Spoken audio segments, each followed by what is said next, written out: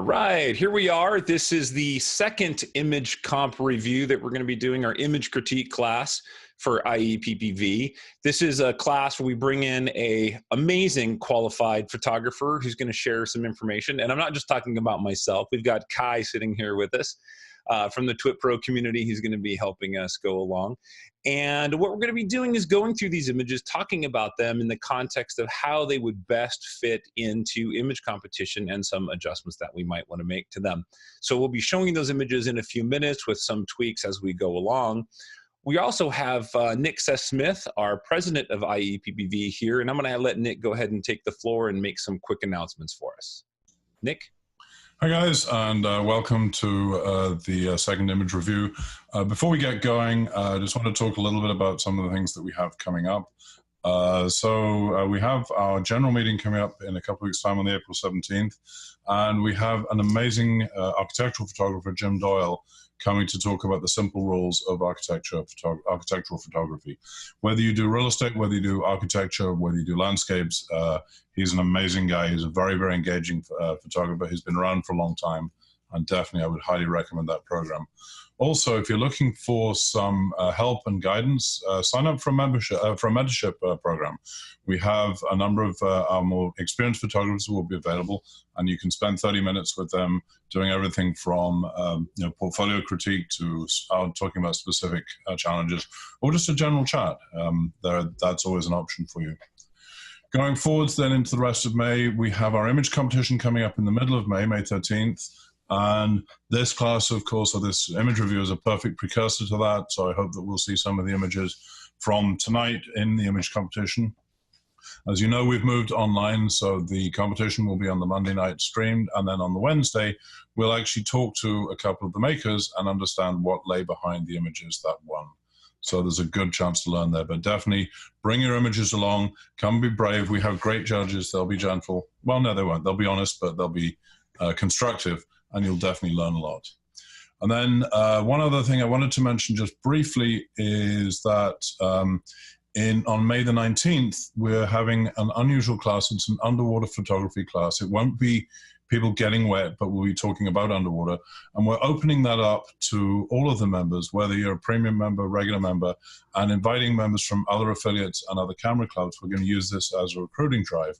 So if you know anyone that has even a hint of interest in underwater photography, have them come along, see what we do, meet the people, and it's a great chance to see something that is different. And with any luck, they can see what we offer at IEPPV and maybe consider joining. With that, I'll hand the floor back to Troy and to our illustrious guest, Kai, who's awesome. All right. Perfect. Thanks, Nick. Yep. So April 17th is our next coming general meeting, and that's the one that Jim Doyle will be at, talking about architectural photography. And don't hold me to it, but we have plans to go out to a house in Elsinore that is going to be recently vacated from one of our members, owns that. And maybe do a big shoot there, bring Jim out, bring out some subjects, maybe a motorcycle, some things like that, and actually do some of the things he's talking about in the workshop, or no, I'm sorry, in the class, and actually do those things in a workshop style. So that'd be kind of fun. So without any more talking and any more chatting, what do you say, Kai? You ready just to jump in? Let's do it. Let's do it. All right. So I'm going to go ahead and share my screen, and let's get the correct screen there. We got a share going. All right, so you should be able to see a bumblebee that we have right there. And this has no specific category or title. Butterflies and bees is what the name of the file is. So I'm going to assume this is the nature category. So if you'd like, Kai, you can just jump right in and go ahead. Sure. First impression is I like the impact. The subject clearly is in focus. I think there's like on the edges, I would probably burn the edges a little bit more, especially in the lower left. I would probably crop from the bottom to actually bring this subject more into focus. Basically go with a tighter crop. Basically at the bottom edge, even the right edge, probably even, yeah, probably all along. I would crop tighter.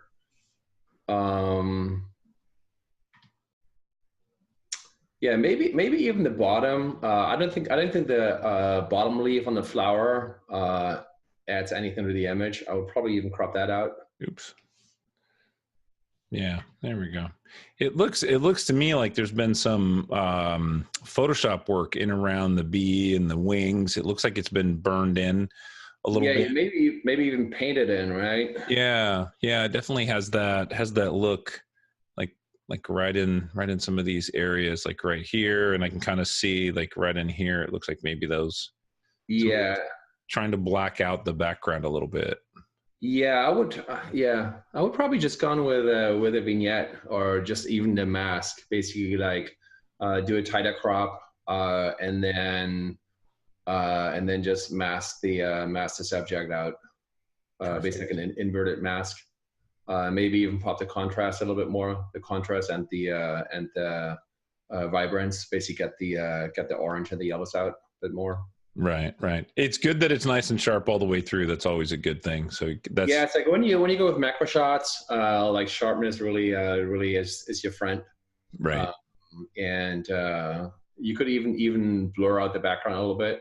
I don't know what was in the background, but basically it's like if the subject is in focus, sometimes even blurring the background will basically give you the separation that you're looking for. All right, let me jump to the next image. So this is CHC Fire Academy graduation. So this is obviously a composition.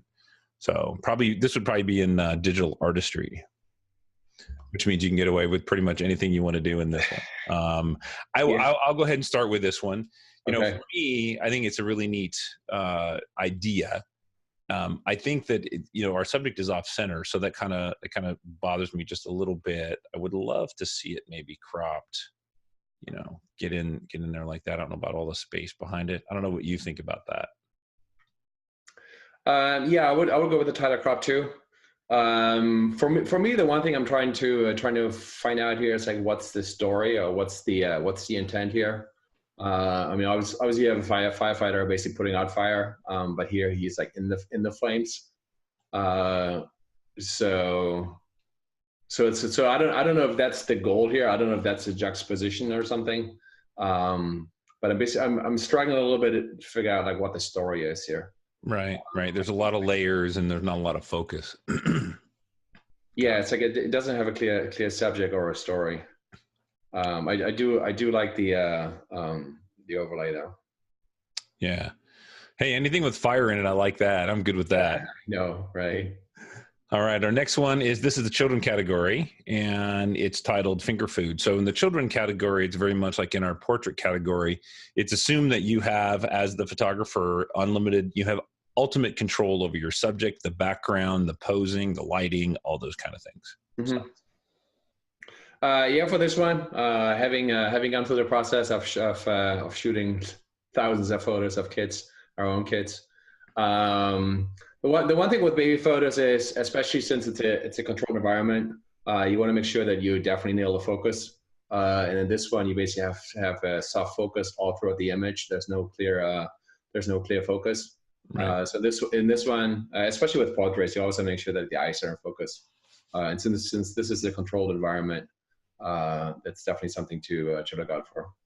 Right. And it looks like that background has been masked out, which, it's very difficult, and I'm going to say nearly impossible to mask out a background without being able to see some telltale signs. And in competition, if one of the judges sees that can always bring your points down. So just watch that. But yeah, you got to nail that stuff and focus.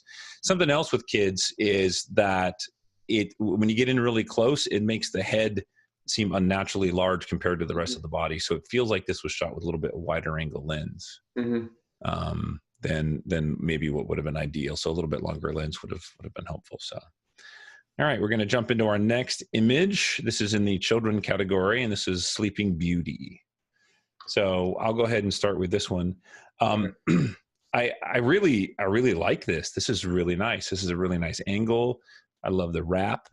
It's really quiet. The hand being up there, I think, is really great. This is one of those images that I look at, and Kai knows me. I love black and white, And I just look at this and I just think, man, this would be one of those really beautiful classic black and white portraits. If not black and white, just some vignetting and some gradient maybe around, to drop off the edges. What do you think, Kai? Yeah, I was actually about to suggest black and white as well. Either black and white or like even just turning on the saturation would actually make the image a little softer. You could even just actually take some of the clarity out, basically bring the clarity down. Like one thing I've learned over the years is basically it's like especially with kids, if you basically bring them the clarity, it nicely softens the skin. Mm-hmm. But yeah, the composition is great. I think the story is great. The hand placement is great. The wrap is great. Yeah, I love it. And for those that are using Capture One or Lightroom, the clarity slider works differently in both of them. So the function is basically the same, but the extremity is different. So make sure that if you're coming from one to the other, you've jump ship from one to the other. Make sure that you experiment with it because it doesn't feel the same. So I like this. I think this image could merit. I think it would merit in competition with a few adjustments. You want to try it in black and white real quick, or? Yes, of course. Let me get. There we go. I got my desktop is completely tweaked, with stuff everywhere. So here we go. All right. So like there we go. The mouse. There we go. There's a delay. Yeah. So nice black and white. Maybe darken the shadows up a little bit. Mm-hmm. Yeah, I like it. And the framing around the image, is that part of the image or is that part of your setup? That's part of the presentation. So generally for competition, we recommend that the maker presents the image with a key line and a background to separate the image. So it looks, imagine it being like framed in a gallery, like handing out a matted board. That's kind of the goal. Yeah. Right. There we go. Yeah, I like that. I like that a lot. Black and white's very nice, very classical. Yeah, I agree. All right, we have one more in what would be the children category, and this one is Sprinkle Fingers. So reminding the makers that in the children category, it's like the portrait category. We assume you have control over the entire environment. Mm-hmm. Sprinkle Fingers. I like the story. I like the setup. I would probably focus more on the fingers and the hands themselves.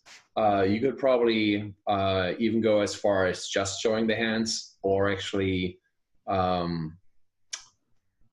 change the angle of the camera. So you basically have the person in the background and actually do a very shallow depth of field. So you actually have the blurry separation between the hands and the person in the background. Right. Because the story is, like, as the title says, it's basically Sprinkle Fingers. That's basically what the story is, and I feel like that the image needs to support that story, or needs to pick up on that story. Right. So something more abstract, right? Like maybe just maybe just push your hands out towards the camera, let the subject, the background fall out, right. Those kind of things. Yeah. Because right now the depth of field and the hands aren't even in focus. So the eyes are in focus, but the hands are not. Right. Yeah, you could even go as far as like almost doing macro shots of those fingers. Right. Right. Where it's like you don't necessarily understand right away what you're looking at. But once you know it, it basically completes the story. Have a little bit of mystery in there. Right. Good advice. Good advice. All right. So we're going to go on to our next image. I'm assuming this would be in the landscape category. So you do a lot of landscapes. I'll let you jump in this one first. I like the color composition. I think there's like a lot of complementing colors in there. The blues, the greens, the yellows. I like the different layers of the hills. The one thing I would definitely try to avoid is the fence. The fence is another layer that I don't want to see in there. It just ruins the setup. So I don't know what the setup was. I don't know if they had the option to either. You can crop it out, but then you lose the layers. You lose some of the layers, but then it's a little cleaner, right? And then right. This is tough. This is one of those tough shots where when you're standing there, you're looking at it, you're like, man, this looks really good, but you've got that fence line in the foreground that's kind of. Yeah, I mean, it's like depending on how much time you want to spend on this. I mean, you could try to clone it out in Photoshop, or basically do that content aware fill, which would be a little bit of an effort. But the image itself, there's like a lot of leading lines. That's like the diagonal that basically goes from the lower left to the top right. Right. Then you basically have the double foreground. You have like the blooming foreground. Then you have like the bushes or the trees, and then you have like the sky in the background. So. Yeah, I agree. I mean, I love this image. I think that it would be a challenge to merit this in competition. I think the judges would take exception with the fence. So yeah, it's like one of those things where it's like, you can have an exceptional image, but there's like, if there's like one flaw, it's like no matter what you do, no matter how you crop it, you can't overlook that one thing. Right. So this is like a perfect example where it's like, if you're actually on location and you would actually spend like 10 more minutes or 20 more minutes just like finding a different vantage point, would result in a much better outcome. Right, absolutely. All right, we're going to jump to the next image. This is in the commercial category, and it is called Sunset at the City. Sunset at the Sea. Sunset at the City. At the City. At the City. So, yeah, this is like San Diego. Yeah, I like it. I would probably crop from the bottom. I think there's like way too much water in the lower half, because the subject itself is I think it's like the cityscape, and I think the reflections are part of it, but I don't think you need half the image taken up by the reflections. Right. And you could probably even have like a gradient, gradual mask on the bottom. So basically, it's like it gets a little darker at the bottom. It's kind of hard to tell if it's in focus, but I do like this image. I would probably also crop from the left. Basically, it's like when you do cityscapes or when you do buildings, I always try to look around the edges to make sure that basically all the buildings are basically fully in the shot, fully in the frame. So the building on the left is basically cut in half, especially when you're more zoomed in and the buildings are more pronounced. Any cut of buildings basically draw the eye away from it. Right. Absolutely. If you would have shot this with a wide angle and basically the buildings are not necessarily the primary focus, then it's not a big deal. But I feel like if you're zoomed in, if you have a tight crop, you want to make sure that you don't have any cut off buildings at the edges. Right. I agree. Reflections are always tough, right? Because you want to include that reflection. The reflection looks amazing, but you don't want to split the scene right in the middle either. So it's also kind of hard to tell. It's like if the reflection is natural or who was done in post processing, because it seems to be that there's like a change in the water surface. I can't tell if that's in camera or in post processing. It looks natural on my end. I'm thinking it's just like a boat went through or something. Right. So, all right, jumping into our next image, another wonderful bee. Let's see where we're at. Yeah, we got that. Yeah, we'll go ahead and go with that one right there. So this would be. I like it. I like the tight crop. I like that the subject is in focus. I would probably punch up the colors again for this one. I feel like with a shot like this, you either have to go all the way, basically like go either black and white or super desaturated, or basically punch up the colors and basically be more true to the natural impression of the bee. Right. Yeah, one of the things that I see in this image is at the bottom of the image, there's some masking that was happening in there. Can you see that across the bottom? Yeah. So to the maker, you've got to, if we're talking competition, you just really got to look at those things. And what I do is I zoom in like 200 to 400% and literally just scan the image, each little micro quadrant. Right. Troy, it's Nick. I'm going to jump in briefly. I've got a feeling that might actually be artifacts from focus stacking.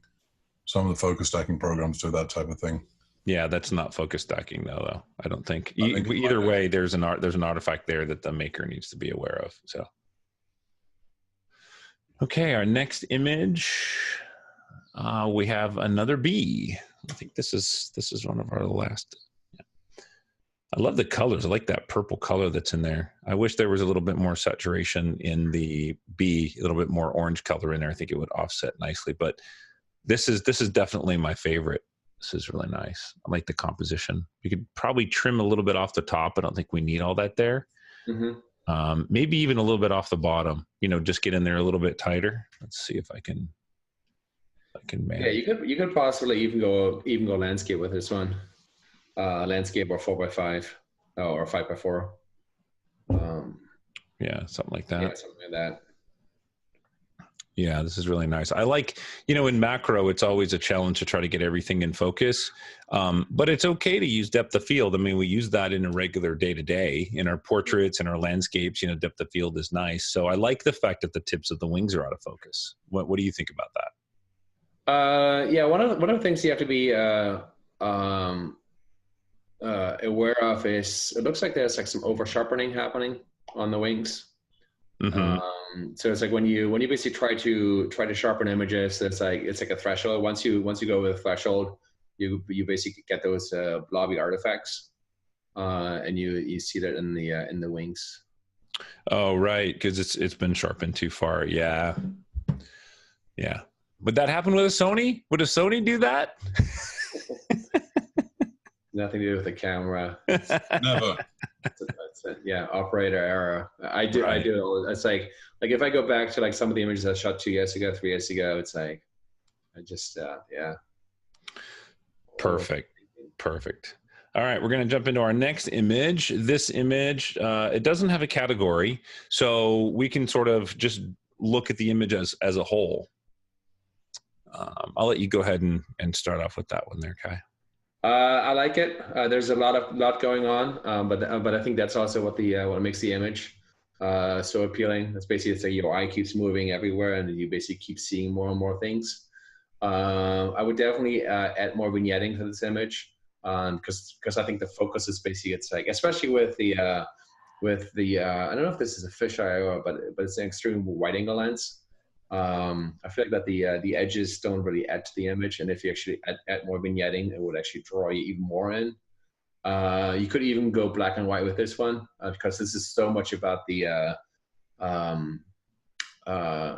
contrast between the clothing, the background, the light skin.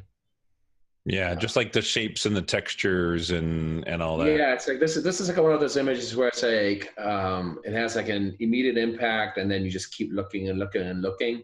And I think if you actually go black and white, you basically take all the color out. It would actually forces you to look even more. Right.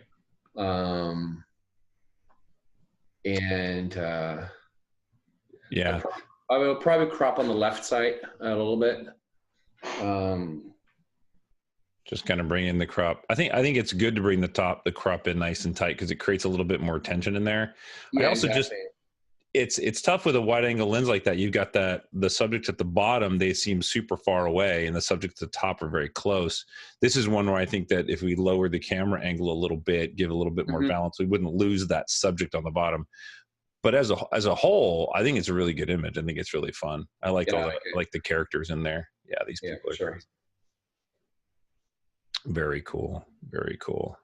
Our next image, I'm going to assume, is landscape.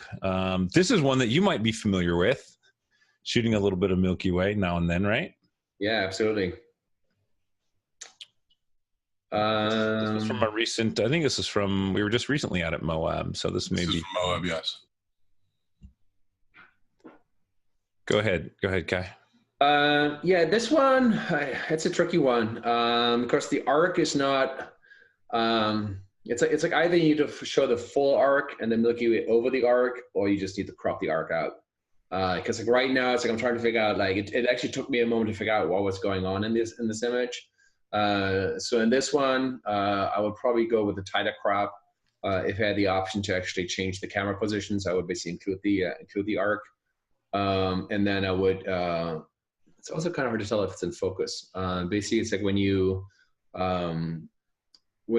shoot a landscape at night with a foreground, especially when the foreground is still very lit, you want to make sure that the foreground is in focus. So you probably want to focus on the foreground, but still make sure that the stars are in focus as well. And I would definitely bring out the Milky Way more. So when you're processing an image like this, how do you bring out the Milky Way more? Is it just more saturation? Because you can way over process the Milky Way, and then it's a very fine line. I would probably go with like a 3800 white balance or like 3900 white balance, and then I would basically increase the white balance for the Milky Way slightly. I would probably go to like 4200 or something. So there's like a little bit more. There's a little bit more light in the Milky Way. So it's like it should be a little bit more to the warm tone, and then punch the whites higher, the dark, bring the blacks down a little bit. But yeah, it's and you definitely want to use a mask on the Milky Way. Right. Yeah. There's definitely two exposure values that we're working with in here. But bringing up the highlights in the Milky Way, I was just clipping the highlights a little bit. Really make that Milky Way pop out a lot more, and then you can bring down that foreground. Would probably help a lot. Yeah. Yeah, but the tricky one with this one is the composition, which is I understand what they were trying to do here. To basically, it's like make sure that the arc is included, but it's like the basically all of the lower left of the image. It's like it doesn't add anything to the composition. Right. All right. Awesome. All right, moving along. This is in the illustrative or illustrative category. Solitude would be the name of this one. I'll go ahead and start with this guy. It's initially I'm looking at one of the values, one of the 12 points of an image competition image is impact, and right away there's 3 elements in here for me that have equal weight, and that's the table and chairs, that's the picture frame or the window frame on the right, and then the third element is that little corner of window. I see what the maker's trying to do here, but to me it just feels like it's flat and there's too many things going on. There's more pictures in here, more photos than just what's being represented, right? You've got the chairs and the table, which I feel like if we got closer, maybe wider angle or something could help. I like the treatment. I like the black and white, but I don't know if it's post-processing, but it feels a little soft around some of the areas. I like where it's going, but what do you think, Kai? Yeah, after you mentioned some of the things, I think there's like a mismatch between the title and the image itself. Basically, it's like solitude, especially if you have control over the setup. I would probably just go with 1 chair instead of 2 chairs, and I would probably, like I said, probably crop the image out. I'm not sure how the image adds to the story itself. So I would probably crop the image out. Obviously, we can't remove the chair, but if I had control over the setup, I would, even that. It's like it's like, like you said, it's like if the title is solitude and you're basically going for that, that emotional impact or the feeling. Because it's not just like right now you basically have 2 chairs, 1 table, the window. Then you have the thing on the right. I'm not sure if that's a window or a painting, but then within that painting or that wall art, you have multiple objects too. Yeah, even something like that might be kind of cool, right? I mean, that to me, that's solitude. That's kind of cool. A little bit of window light in there, right? In your subject, it feels a little ill-balanced. You could get clever with it and remove this space between the chair and the window, but I think there's definitely something in there. And then I would say, depending on how you did your post-processing to the maker, it looks like it's been softened, like clarity's been turned down or something, like you tried to remove noise or something maybe. Yeah, I can definitely see that in there, but I like it. So just a comment to the maker, this key line and this background that you have here, it's very heavy and it's mostly distracting. So just keep in mind that the less key line and background that you have, less elements in there, generally it's less distracting to the judges. So in this case, A black background would be really nice, and a super fine key line right in that gray area that you have there would probably do you really, really good. These two heavy key lines, they're going to detract from your image, and that's not the purpose. The purpose of a key line is to hold your attention on your subject inside the frame. So, all right, our next image. Oh man, I haven't had dinner yet, so this is making me hungry. It's an illustrative, and it's called Deep South Barbecue Sauce. Why don't you go ahead with that one, Kai? I like it. I like the separation from the front to the background. I like the I like the composition altogether. I'm trying to figure out like if the crumbs on the table bother me, or if they did distract from the foreground.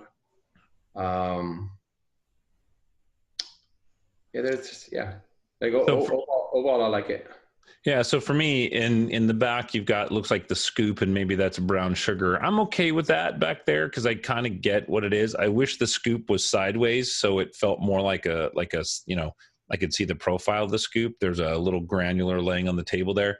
But what's really distracting for me, well, first of all, I love how it's lit. I like the composition. This would work really good for commercial. You could put text over on the left. You know, you could 50% gray that out or something.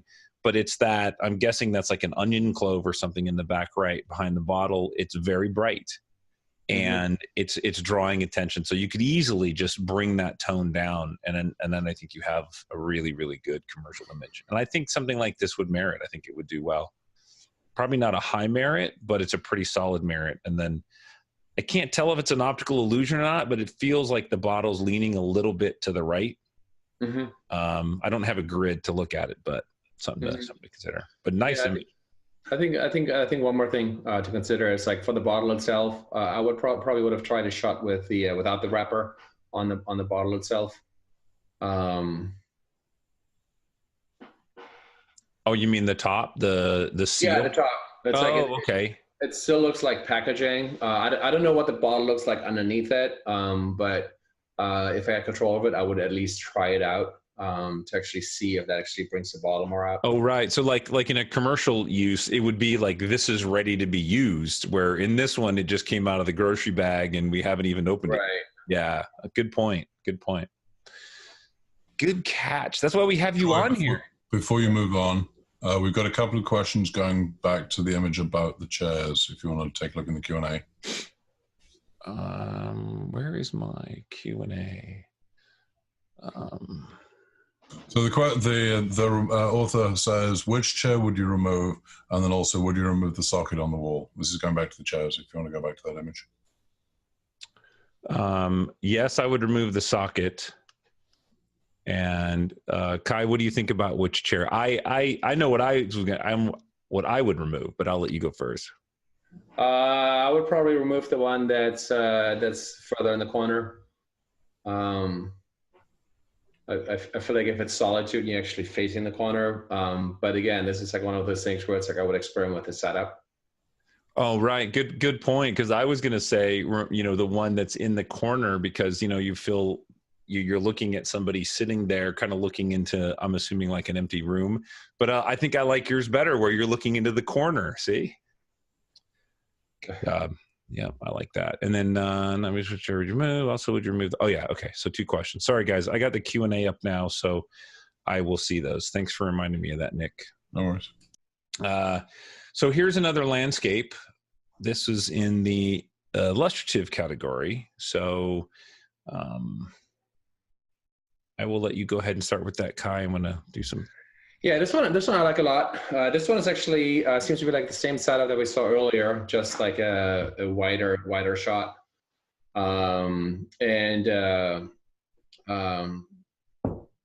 Let's see. I like the long exposure. I do like see this one. I'm not too bothered with the reflections taking up so much space, because I feel the reflections are a much bigger part of the image itself. I would probably crop in from the right side a little bit. On the right side, you have those blue lights, and I would probably crop in basically the entire building on the right. I would crop off. So yeah, so on the far right, there's a couple of buildings in there that have some red lights. So you would take those. Yeah, it's like also like the light is very pronounced. You basically have like 1, 2, 3, 4, 5, 6 streaks of like really bright reflections, and then all the other reflections are like really colorful. So I feel like those reflections are basically don't add to the composition. Yeah, maybe something like that gets those bright white lights out of there. Yeah. Yeah, I like that. And then I would double check the horizon. I don't know if that's an optical illusion or not. Make sure the horizon is level, or at least visually level. Yeah, it's hard to vertically in a building. Yeah, I think the buildings are vertical, but maybe the angle of the horizon, which is the shoreline, is falling away from you. So that's always going to be confusing. And also one thing when you shoot cityscapes at night, long exposure, I always try to get a little closer to blue hour, right? Which is not always possible, but you basically get like a little bit of color in the sky, which usually adds to the overall impact. Right. And then just a quick comment to the key lines that are on here. I feel like you're going to get some judges, a good judge shouldn't detract points for the key lines necessarily, but in this case, you got two very bright purple lines. And for me, it's distracting overall.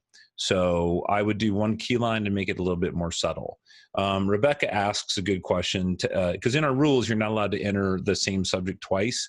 So if the same maker entered the same shot of the same buildings of the same, reflection shot across the harbor, technically the committee could see that as the same subject.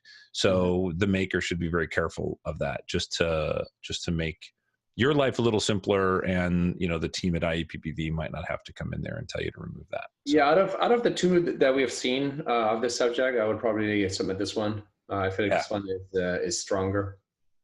Yeah, I agree. The reflections are much more beautiful in this one, and the colors are really there. And I agree, taking out those white, the far right, those white streaks in there. So, all right, we're going to go to landscape fishing blues. This is fishing blues.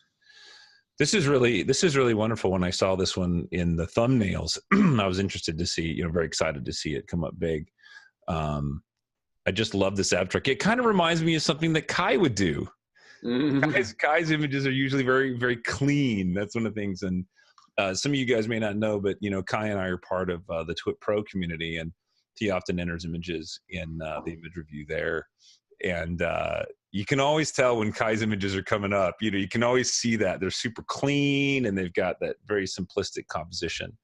So this is beautiful to me. I just wish we had a little bit more sky or a little bit less water, so that it feels like the horizon's right in the middle.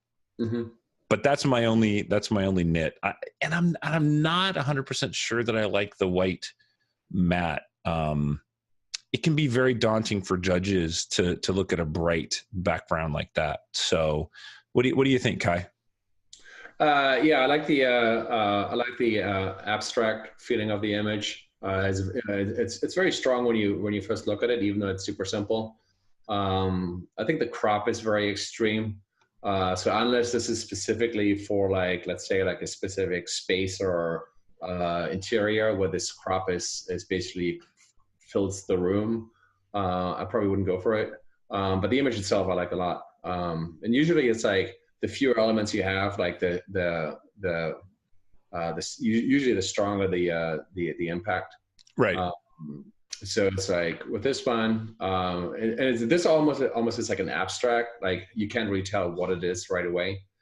And I agree on the white matte. Yeah, I'm not sure this works in black and white. Sorry. But that's my favorite thing. I got to check everything in black and white, everything. Yeah, like if anything, I probably would have tried a 16:9 crop to actually have a more standard aspect ratio. And And then, so yeah, I kind of like the separation in between these two patches. So I would probably try to either do a 60x9 and keep the separation. And if that doesn't work, I would probably try a 60x9 and just go with probably with the left side. Right. Right. Yeah. But I do like it. Yeah, I like it a lot too. I think that it's worth entering in competition. I mean, you're gonna on an image like this, you're gonna get judges that are gonna really split. So you may get some judges that are like super high and they just love the abstract nature of it, and then you'll get other judges that don't get it. What are these? These they look like reeds. Yeah, they look like reeds. I zoomed in on them. Perfect. All right, we're gonna move into our next image, which is in the landscape category again. This is called Green Mossy Sensation. Titling images can be so tough. It's so hard. Yeah. Yeah. So hard. Like just keep it simple. I read an article somewhere and they said, look, just go look up jazz titles of jazz albums and jazz songs. Like, because it's, it's like whimsical green, blue fairy, like whatever. But speaking to this image, I have to say this is something I want to see in black and white because it harkens back to that landscape and the shapes and the forms and things like that. So not to take away from the color that's in there, but for me, that is amazing. That just draws me in. I love the composition. I like the smooth water. I think it's been handled very, very, very well. So what do you think, Kai? I think that black and white is also more forgiving to actually hide some of the things that actually distract from the image. So, for example, like on the right side, you have the two trees that they basically take away from the waterfall or the rocks and the long exposure. Right. You have the stick that's basically on the left side, the stick that's basically in front of the rock. So those are things that basically really stand out in color. But if you actually go black and white, it's much more forgiving. So if you stick with color, I would probably try a tighter crop and actually try to get some of these elements out, especially the stick on the left side. Like that should be easy to remove.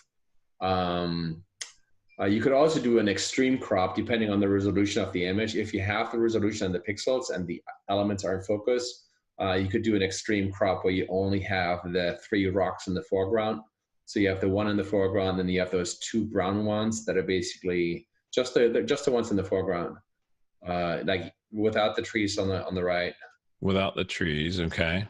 Yeah. So depending on the resolution, if you have the resolution, you could basically try to go a tighter crop, which basically goes from a super busy landscape wide angle shot to more like a simple 3 elements. Right. So question for you on shots like this, I always go in and remove the blue out of the water because that's shade light. What are your thoughts on that? Like for me, I want to get that all the light the same tone. So some of this light is not blue. The water tends to hold a lot of that blue color, the ultraviolet light. Do you normally take that out, or do you like that in there? I would tone it out a little bit. It's like one of those things, like once you see it, it's kind of hard to unsee it. Yeah, I would tone it down a little bit. Right. So like I just pulled some of the blue out of there. See? Yeah. So, okay. Very cool. I was just curious. I obsess over that for some reason. I see that. I'm like, okay, I got to get that blue out of there. Cause it looks like blue in the veil of a bride's dress or, in their hair stuff. So, landscape again. Weren't you just there? I've been there, but not recently. But you shared an image on Twit from here when you did a time lapse, which we have to see that, by the way. We want to see that time lapse. I'll post it. But this is Horseshoe Bend, and this is a wonderful image. I did not make it to this spot, but I love this shot right here. It feels very oversaturated to me, having seen this image a bunch of times. I feel like the greens are a bit unnatural. The reds are pretty vibrant there, but I think this is overdone. and it feels like maybe it's just the edges have been heavily saturated. I don't know. What do you think? What do you think? I like it where it's at, and you know what I'm going to say. Black and white. Just yeah, this one, I think the composition is strong, especially if you know the location. But yeah, I agree. It's definitely over processed. It's like one of those things, like it's very easy to go overboard. But you definitely want to stay more natural, to basically show some, like, basically reflect the landscape more. And so again, this one, the reds are definitely oversaturated. I think the greens might be also painted in or like oversaturated. The blues in the sky, I think, are oversaturated. Right. I just pulled the saturation down a little bit. It definitely to me, it does look a little bit better. And one of the things to remember for those, when you're taking this stuff into competition, is remember that the judges have probably seen this before. And even if they haven't seen it, they probably photographed there. So you really want to make sure that you're representing this spot, these tripod holes, better than what somebody else would do if they were just there with their own, with their cameras. So. Yeah, especially for, like you said, well-known spots, or I guess how you call them, tripod holes. Yeah. Yeah, it's like you definitely want to make sure that you're not over processing those. Right. All right, landscape. This is landscape. Oh, I like this one. Yeah. Well, go ahead and start. And it's I don't know. It's like one of those images where it's like, the first impact is just like, I have no idea what I'm looking at. So it's like, I'm trying to figure out what the story is, and I'm basically trying to figure out what I'm looking at. So it's like, for me, it's just it's very abstract. And I don't know, I can't tell if this is actually post-processed and if they actually overlay different landscapes in difference mode. Or if is this like an aerial or something? Aerial shot, drone water. Yeah, it looks like an abstract of like a river or something. Yeah. Yeah, I don't know. But I love it.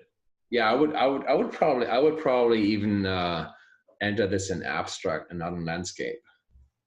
I agree. Yeah, I think that this would do better in illustrative is what would be. Illustrative, yeah. Yeah, illustrative.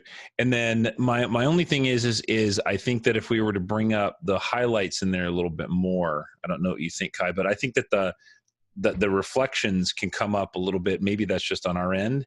Mm-hmm. Give it a little bit more punch, but I think it's great. I think this would do well in competition. Mm-hmm. Just a little nitpick. I'm not a big fan of the overlay matting. It looks like there's like yeah. I don't think it's necessary. I'm not sure it adds anything to the image.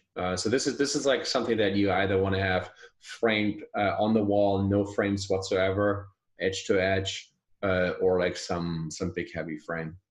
Right. No, I agree. Yeah, that inset key line with the slight overlay, I think that's just going to detract. I think it just detracts from your image entirely. And I would love to see this right out to the very edge. So, yeah, perfect.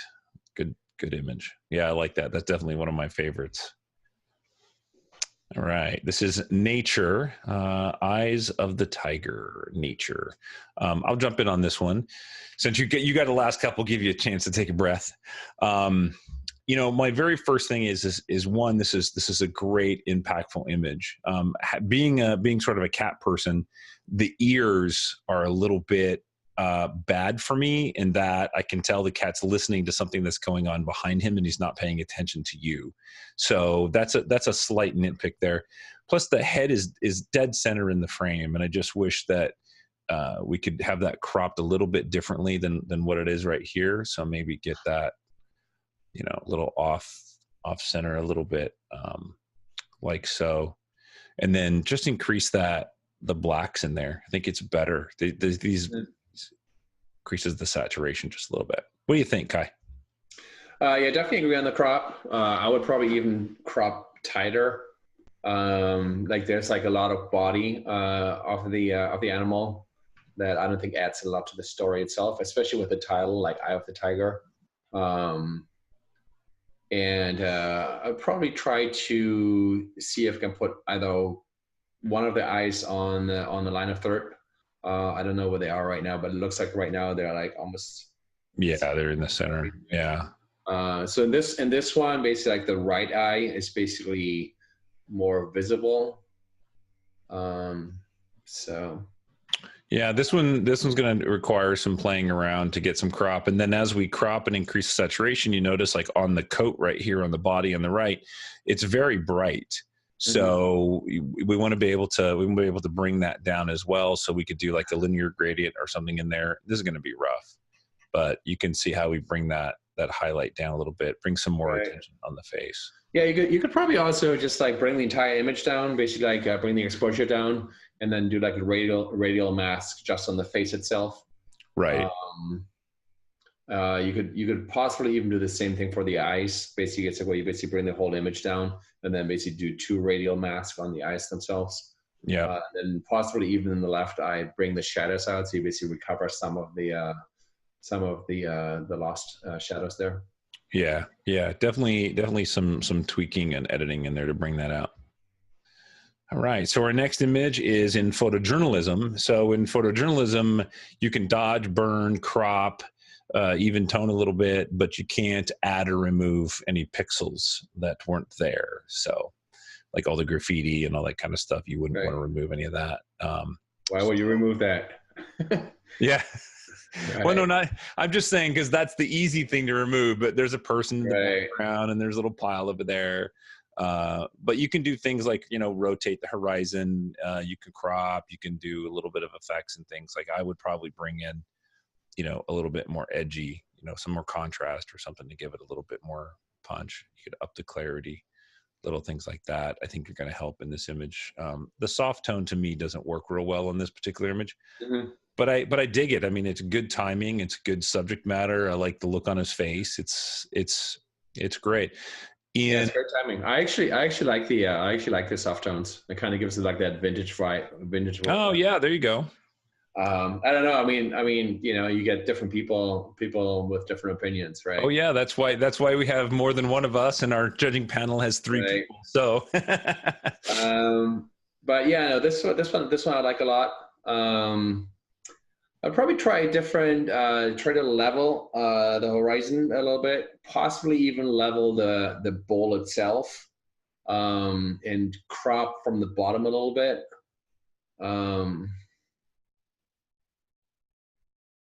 Yeah, the bowl's going to be hard to make. Yeah, the tricky part is you don't have a lot of margin around the subject. Yeah. Yeah, you don't want to lose the wheels. Yeah, and you can't put any of that back. You can't fix it. It's there. So this is all about the timing and the pose itself, and then also like his expression, looking down. When I see images like this, I mean, one of the things I think of is doing like some kind of an effect on there, like that desaturates it a little bit, keeps it flat if that's what you want to go, but kind of gives it a little bit more of an edge, so it looks like maybe it's out of a magazine or something. Sometimes just regular color just doesn't tell the story the way that we want. Right. Can you try this one in black and white? Of course. Yeah. I think in black and white, it might need a little bit more punch, but I do like how it brings out his face a little bit better. Just converting it to black and white alone is nice. Yeah. I would say to the maker, play with this one a little bit. And you said you can dodge and burn in photojournalism? Yeah, you can dodge and burn, and you can do some tonality, and you can go black and white and sepia and softer colors and saturations and things like that. Basically, the guideline is things that you could do in a darkroom. No pixel pushing, no getting in there and cloning in or adding things or taking the edits too far. So nice. I think it's potentially a really good image. I mean, it's a nice image now. I think for competition, it's going to need just a little bit of love, and it'll get you there. All right. Our next category is the portrait category, and this is called Old School Beauty. I'll go ahead and jump in there with this one just to start. Right away, I love the pose. I love the nostalgic look of this one. I'm distracted by and I know that it's preference. So I'm not a flat tone kind of guy for some of this stuff. But it looks to me like right now the highlights are overexposed, like on her face. And I feel like if we brought it down to where the highlights were properly exposed, then the tones become more moodful and we sort of get into that sort of film noir type of look. So I love it. Just like this right here, I think this image would merit. So what do you think, Kai? I like this a lot. I think the composition is strong. I think the crop is great. It's like it adds a lot of drama. I would definitely probably add contrast and vibrance to this one. Not so much the highlights, but I feel like there's like this play on contrast. There's the light in the face, and then you basically have the dark dress and the dark hair, dark background. Right. You don't want to lose the shadows entirely, but you basically have that drama between the light and the shadows, and then you obviously have the vibrant red lipstick. Right, and I think that what we could do too is depending on how far down we bring this subject, if we were to come in here and just like a mask, and I'm just brushing over her hands, and it's going to be a little bit sloppy, but if we just burn her hands down just a little bit and blend that out, and then it won't compete with her face as much. Mm-hmm.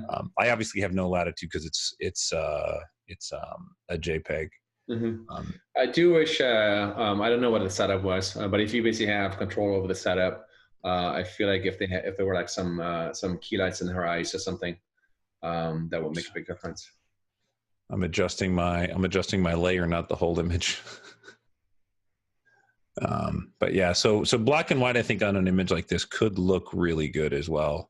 And that wasn't my idea, Kai. That wasn't me that brought that up. Somebody mentioned that in the in the chat. That's right. kind of an inside joke for those of you that don't know. On TWIP, I'm always like, well, this would look great in black and white, because I just love everything in black and white. But yeah, this could be very good in black and white. I tend to think that for competition, I think this would actually do better in color, because I like the color of her lips. I think that's a nice hook in this image, right? Yeah, I mean, I would definitely keep it in black and not black and white, in color. Yeah. All right, so this is a senior, which is basically a portrait session. Sunset Smile. I'll let you start with this one, Kai. Sunset Smile. I like the pose. I like the subject. I think it's a great expression. I would definitely bring down the background. I feel like the background is overshadowing the foreground. There's like the highlights are blown out in the background. I don't know if there's any information in there. This one I would basically bring down the exposure, probably do a radial mask on her face to basically bring the face out again. And then I would probably, depending on how much time I want to spend on this, I would probably clean up some of the leaves on the lawn, not all of them. It's like one of those, like when you basically have like anything on the floor or leaves or whatnot, either they have to be super messy and all over the place, or they have to be somewhat intentional. Right. This one, I feel like it's kind of like the in between. And it also looks like on the right side there might be a different green tone in the lawn. Yeah, it looks like there's a like a linear gradient's been applied to the upper right corner, because right above her head on the right, it's warmer in the trees than it is on the left. Right. Yeah, so watch that. Especially watch that for competition, man. You get a judge that's got a good eye for that. They'll be like, "Oh, well, I was going to give this a 90, but." Right. Yeah. You don't also with poses like this, I would make sure that the hand, the hand that she's leaning on, is still visible. Like right now, it's like it almost looks like she doesn't have a hand. You can't see the hand in the grass. Right. Yeah, and just another little posing tip is the left elbow. If she were to push her left elbow away from her body, even just an inch, it would open up a little triangle right there, which would just make all the difference in this image. So just little things. But I think you got a meritable image, to be honest with you. I think the expression is wonderful. You got a good direction of light. Just fix some of those color tones, clean up the foreground, and do some dodging and burning in there. I think it'd be really good. So, all right. We have a landscape. Mm. You know, this just makes me want to go out and go be there. I've been dying to get out of the house and go somewhere. And this is like, I just want to go be there. For me, you know, this is beautiful and I love the trees. I love that tree line right there and the layers that we have. My biggest struggle with shots like this is there's no real center subject for me. I don't feel drawn into a specific spot in here, and we don't have any clouds in the sky. You know, it's time of day and it's the right moment for this. So Right. I love the juxtaposition of the green and the blue, which is split in, you know, right in the middle of the image. But other than that, I'm not seeing something else. You know, there's not a lot going on in here for me to really be drawn to. Mm-hmm. What do you think? Any? Yeah, it's definitely time of day. I mean, it's like landscapes. You basically really have to be there at the right time of the day. If you know, if you can't change that, I would definitely take the fence out in the foreground. I would do a tighter crop in the sky. There's nothing in this sky, and I don't think this sky adds anything to it.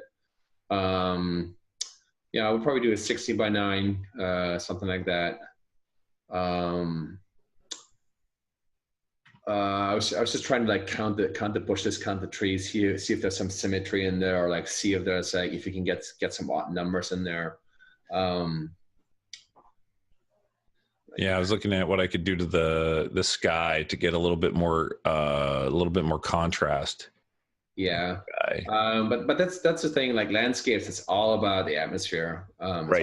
It's all about the light in the morning. It's all about the light in the evening. If you go for daytime images, you probably want to go for a high contrast, and you basically really want to bring out the high contrast. Otherwise, it's like, you know, this. I think this one would be great. I don't know where exactly this is, but if there will be some morning mist or some morning fog. Well, you could always shoot this in infrared. In infrared, this would be great. Sky would go black, and the trees. Right. Yeah. Yep. There's that. Yeah, but we can't make this infrared. But anyway, Right. So very cool. Yeah, but even like this, like, you know, it's like if you basically have a foreground with a fence, you know, just crop it out. Like basically, I think the crop tool is the most underrated tool in any toolkit. Like if in doubt, just, you know, go tighter. All right. Luckily, I got the mute on before the sneeze. All right. So we're going to jump into the next image. What is this one called? Winter Springs Ranch Sunset. So this would be, I'm going to guess this would be in the landscape category. So why don't you go ahead and start with that one? This one, I like the color in the sky. I like the silhouette of the tree. I wish the trees on the sides weren't taken away from the tree. So this one, again, I would crop much tighter. The foreground below the tree doesn't add a lot to the image. I would straighten the horizon. Even though there's like no clear horizon, it looks like the tree is tilted to the right a little bit. And I would probably crop just enough where the trees on the left and the right are basically just cut halfway. That way they don't appear as objects, but they appear as part of the landscape.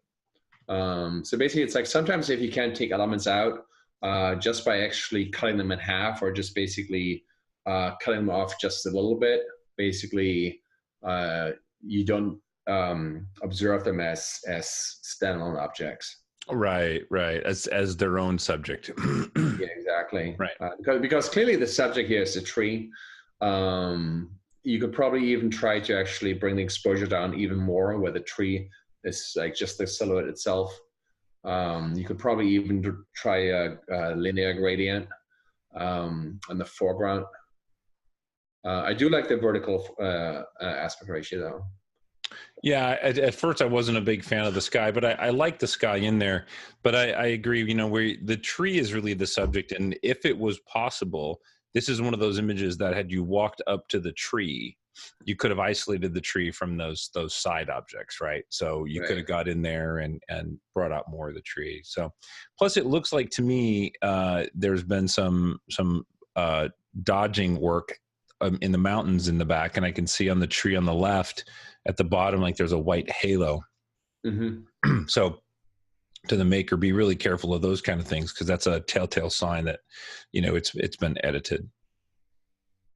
Oh yeah, and on the bottom left corner.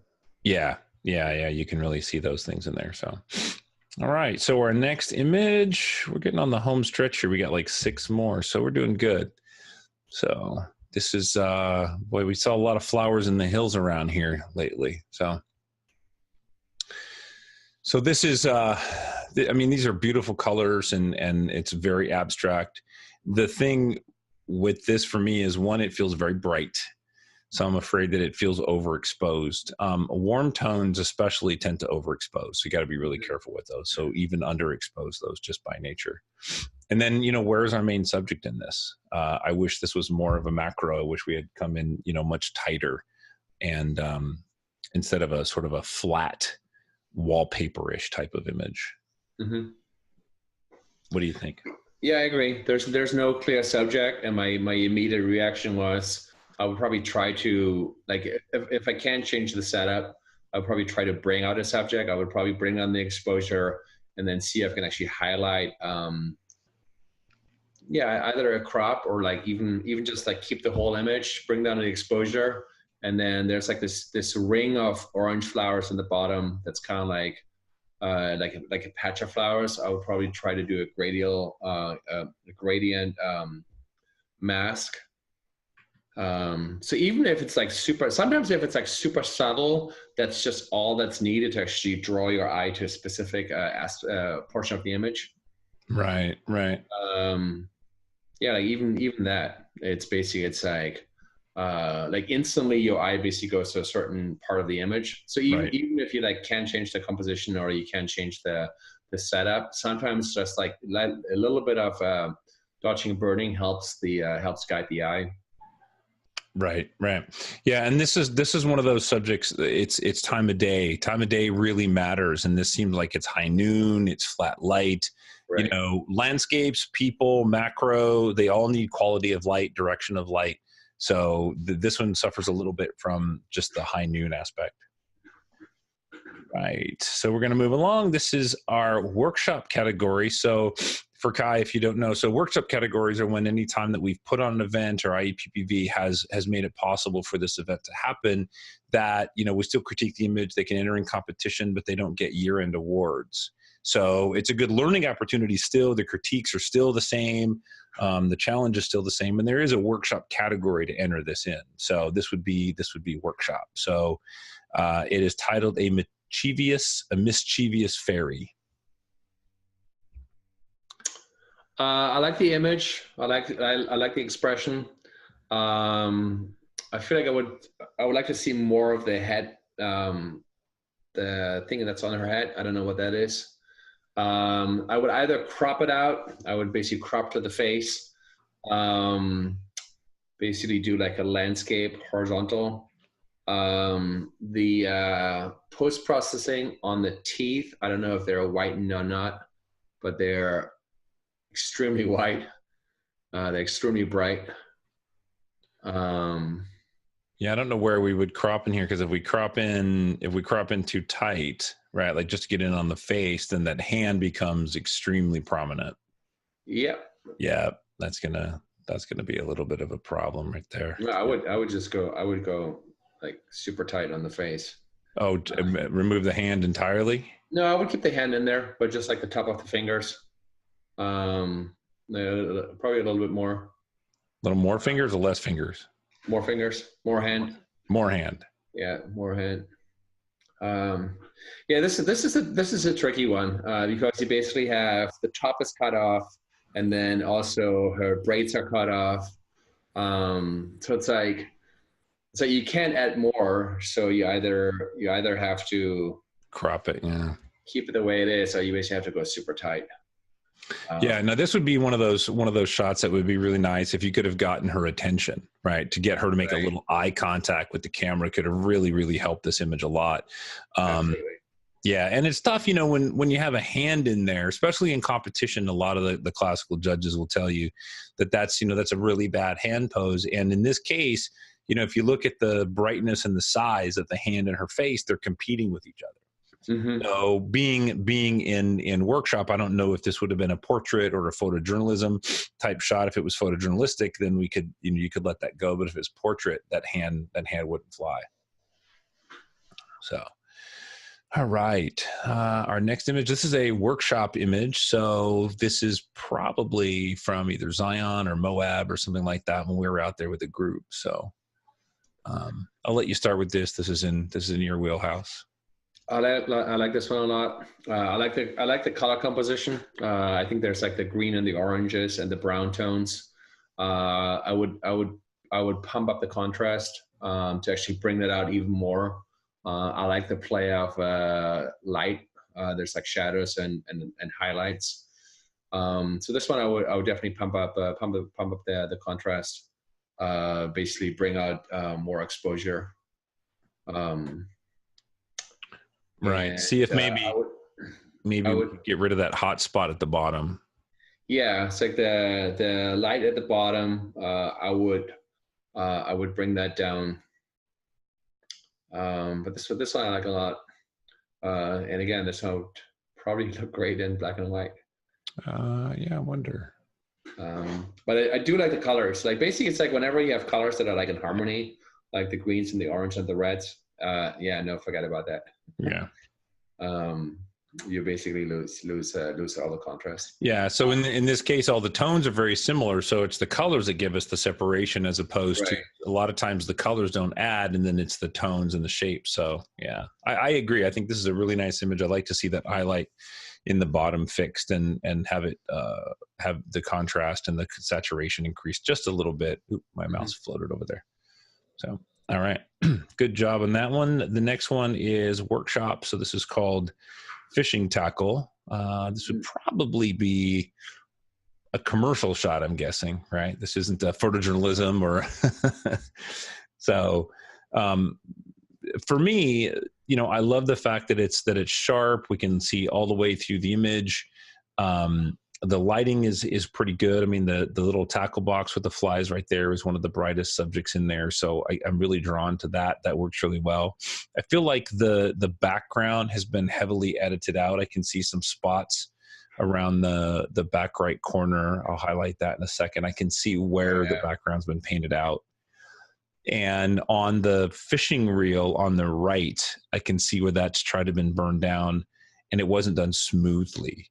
So and anytime anything looks like it's floating in space, you've just got to be really aware of that background. Let me see if we can. Yeah, if we zoom in a little bit, and then I'll try to move it up here. See around the edge of the basket, I can see where the burning has happened. Mm-hmm. So.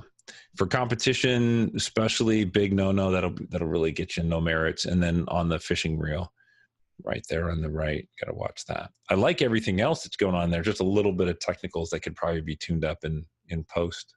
Yeah, I like the focus. It seems to be like in focus through and through. But yeah, I agree on the masking and also the green border. Yeah, the green key line is not adding anything to this image. I mean, maybe something like a super soft yellow or something from within the frame itself, like a translucent brown could help. But just make sure that dodging and burning that's going on in there is much smoother, much more intentional and transitional without being able to see the Photoshop work at all. All right, our next image, this is all, the rest of these are going to be in the workshop category. So this one's hiding in the dark.